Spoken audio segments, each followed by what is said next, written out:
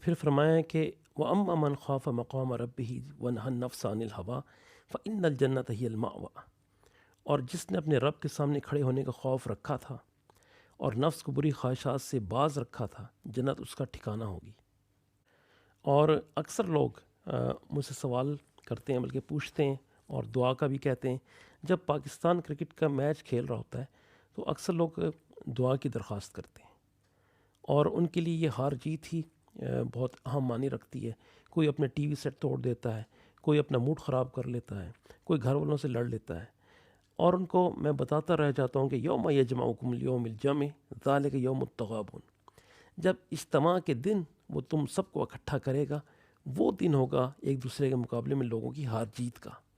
وہ ہے یوم التغابن، جس میں جنت میں جانے والا کامیاب ہو گیا اور جہنم میں جانے والا ناکام ہو گیا، ہار گیا۔ یہاں کی تو ہر چیز عارضی ہے، یہاں کی ہار جیت بھی عارضی ہے، یہاں کی محبت، نفرت، سکھ، دکھ، بیماری، صحت، سب عارضی ہے۔ اس کے لیے کیا رونا دھونا؟ تو وہ کامیابی کا دن ہے جس میں جنت میں جانے والا کامیاب ہو گیا اور جہنم میں جانے والا ہمیشہ ہمیشہ کے لیے ناکام ہو گیا، اور ایسی لازوال ابدی زندگی کی طرف چلا گیا جس میں کمی، کوتاہی، نقص، زوال ہے ہی نہیں۔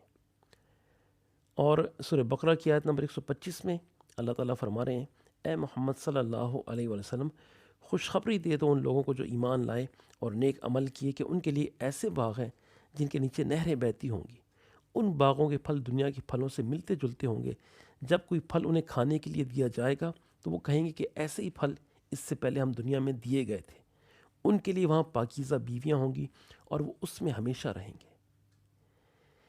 ایمان لانے کے بعد نیک عمل کرنے والے لوگ جنت میں جائیں گے اور لازوال زندگی کی نعمتوں سے لطف اندوز ہوں گے۔